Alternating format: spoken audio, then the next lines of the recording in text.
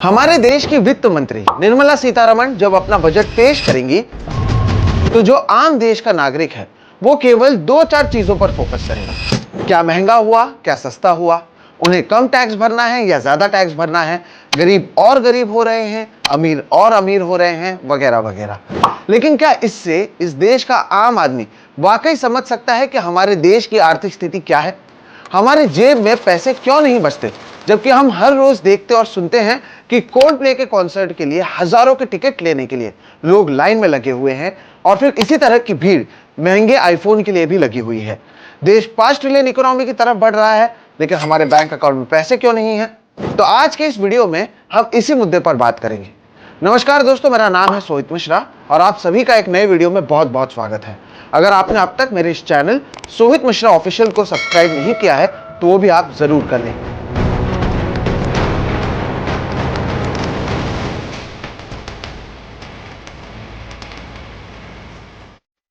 दोस्तों, आप अपने और अपने परिवार की आर्थिक स्थिति को कैसे मेजर करते हैं? आपको कैसे पता चलता है कि आप अमीर हैं, मिडिल क्लास हैं या फिर गरीब हैं? यह डिपेंड करता है आपके बैंक बैलेंस और आपके खर्च करने की क्षमता पर। आप कितना कमा लेते हैं, उसमें से कितना बचा लेते हैं, आपके बच्चे कौन से स्कूल में पढ़ रहे हैं, किस गाड़ी में घूम रहे हैं, आप लोग महीने में कितने बार बाहर घूमने और खाने जा सकते हैं, इन सभी चीजों से आप अपनी आर्थिक स्थिति का अंदाजा लगा लेते हैं। ठीक इसी तरह से किसी देश की आर्थिक परिस्थिति क्या है, उसे हम उस देश के जीडीपी यानी ग्रॉस डोमेस्टिक प्रोडक्ट से समझ सकते हैं। जीडीपी के जरिए आप यह कैलकुलेट कर सकते हैं कि किसी भी देश ने एक साल में कितना गुड्स एंड सर्विसेज को प्रोड्यूस किया है और दूसरे देशों की तुलना में यह आंकड़ा अच्छा है या बुरा। अगर किसी देश का जीडीपी बढ़ रहा है, इसका मतलब है उस देश में प्रगति हो रही है, देश में गुड्स एंड सर्विसेज के प्रोडक्शन में बढ़ोतरी हो रही है और देश आगे बढ़ रहा है।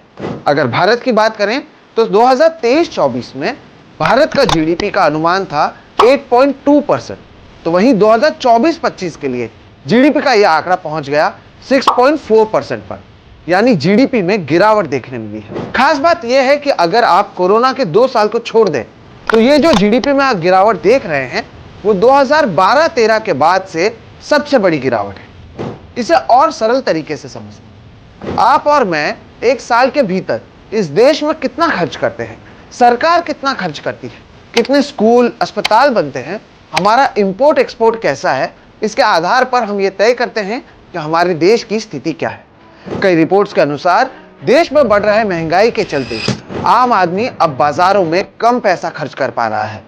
अक्टूबर 2024 में सीपीआई यानी कंज्यूमर प्राइस इंडेक्स ने बताया कि अक्टूबर महीने में रिटेल इन्फ्लेशन 6.21% था, जो 14 महीने में सबसे ज्यादा था। यानी महंगाई बढ़ी और हमारे खर्च करने की क्षमता घटी। इसका असर उन तमाम एफएमसीजी कंपनीज पर पड़ा जो हमारे रोजमर्रा के जीवन में हम इस्तेमाल करते हैं, जैसे कि तेल, शैम्पू, टूथपेस्ट, बिस्किट इत्यादि सामग्री। इनके शेयर्स में भी गिरावट देखने मिली। कई एफएमसीजी कंपनी जैसे कि हिंदुस्तान यूनिलीवर, नेस्ले, ब्रिटानिया और टाटा कंज्यूमर के एग्जीक्यूटिव्स ने भी यह माना कि बढ़ती महंगाई, real estate cost, food inflation या लोगों की तनख्वाह नहीं बढ़ने का असर भारत की अर्थव्यवस्था पर पड़ा है। आप खुद एक हफ्ते में अगर 500 रुपए लेकर बाजार में जाते हैं तो महंगाई के आधार पर यह तय होता है कि आप कितनी खरीदारी उस 500 रुपए से कर सकते हैं। जितनी ज्यादा महंगी चीजें होंगी उतनी कम खरीदारी आप उस 500 रुपए से कर सकोगे। इसके अलावा किसी देश के आर्थिक स्थिति को हम सरकार किस चीज पर कितना खर्च कर रही है इससे भी समझ सकते हैं। यानी आपके स्कूल, आपके सड़क, अस्पताल ये कैसे हैं, यह तय करेगा कि आपका भविष्य कैसा रहने वाला है। भारत के सरकारी स्कूलों की परिस्थिति आप देश में कहीं पर भी हो, अपने आसपास मौजूद किसी भी सरकारी स्कूल में जाकर देख सकते हैं।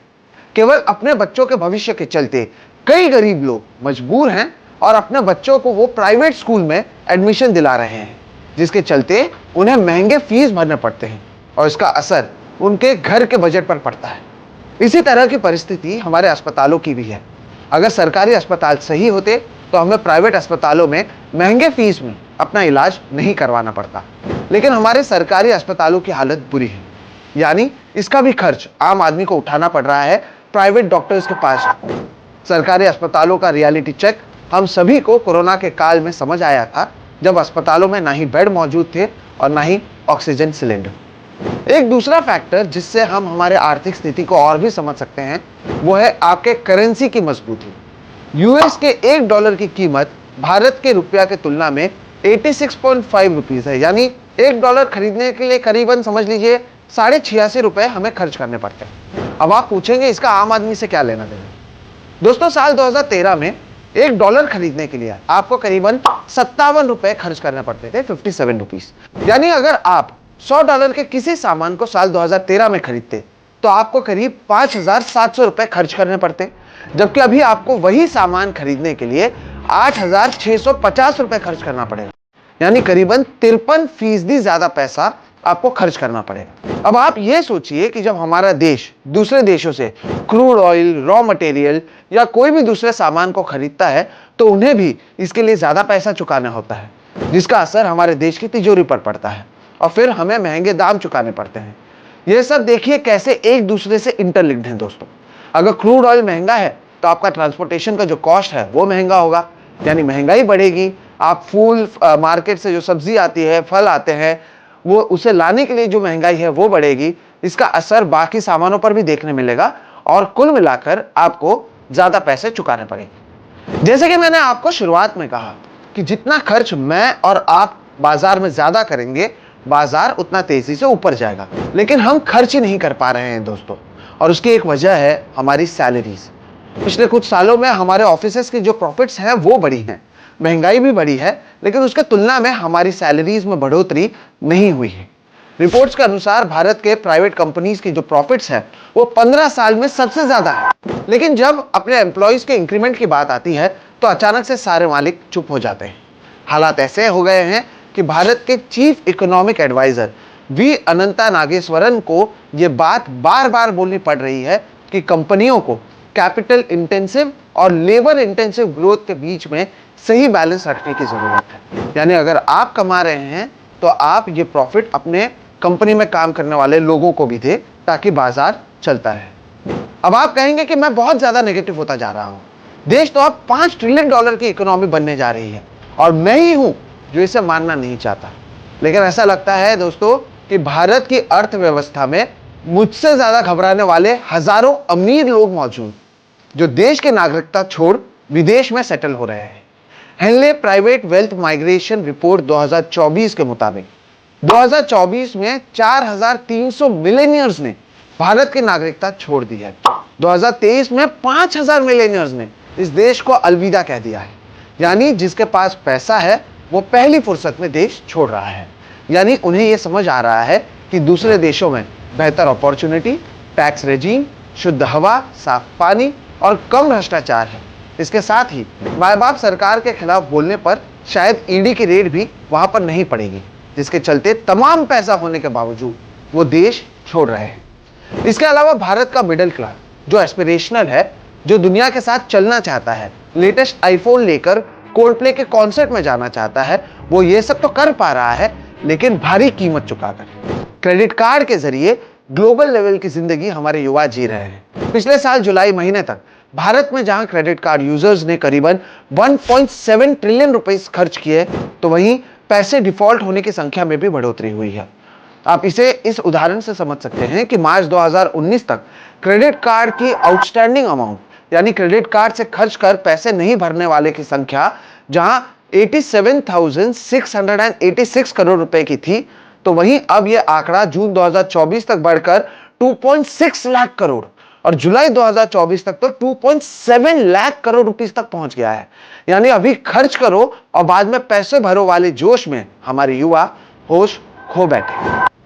दोस्तों, ऊपर मैंने आपको जो उदाहरण दिए हैं वो हैरान करने वाले जरूर, लेकिन वो हमारे अर्थव्यवस्था की सच्चाई को बयां करते हैं। बजट के बाद भी मैं दावे से कहता हूं कि आपके और मेरे जिंदगी में कोई बड़ा अंतर हमें देखने नहीं मिलने वाला है। यह सरकार या तो केवल सबसे अमीर लोगों के लोन को माफ करती है, या जो सबसे गरीब है उनके सो कॉल्ड रेवड़ी पर रेवड़ी बांटती है ये, और आप जैसे मिडिल क्लास को विश्वगुरु, सुपर पावर या हिंदुत्व का सपना दिखाकर खुश रखा जाता है। अब आप अपने एनआरआई अंकल आंटी को यह वीडियो देखने के बाद पूछिएगा कि क्या वो कभी भारत वापस आना चाहते हैं, घूमने के लिए नहीं, हमेशा यहां सेटल होने के लिए। आपको उनका जवाब ना में ही मिलेगा। आपको उनके जवाब से समझ आ जाएगा कि भारत जहां हम सभी को बहुत प्यारा है, विदेश में मौजूद इन लोगों को पता है कि हमें अब भी ऐसे कई कदम उठाने हैं कि हमारे शहर ग्लोबल स्टैंडर्ड के हों।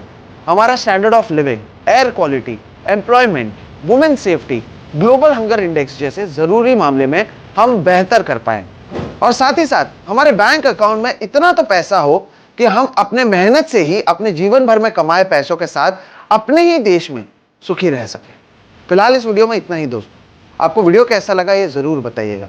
जैसे कि मैंने कहा, इससे मेरी कोशिश उन कमियों को उजागर करने की है जो हमारे देश के भीतर मौजूद है। इसे लेकर सरकार को कई प्लान्स डेवलप करने की जरूरत है, लेकिन शायद हमारे सरकार की प्राथमिकता भी कुछ और ही है। अगर वीडियो आपको पसंद आया तो इसे लाइक करें, दूसरों के साथ शेयर करें। साथ ही साथ अगर आपने मेरे इस चैनल को सब्सक्राइब नहीं किया तो वो भी कर सकते हैं। अगर आप हमारी आर्थिक सहायता करना चाहते हैं तो आपको अभी स्क्रीन पर एक QR कोड नजर आएगा, उस QR कोड के जरिए भी आप हमारी आर्थिक सहायता कर सकते हैं। और जो कमेंट सेक्शन में पहला जो कमेंट होगा उसमें भी मैं उसका लिंक जो है वो पिन कर दूंगा। वीडियो अगर पसंद आया तो प्लीज इसे दूसरों के साथ भी शेयर करना ना भूलें। मेरा नाम है सोहित मिश्रा और आप देख रहे हैं सोहित मिश्रा ऑफिशियल। फिलहाल इतना ही, नमस्कार।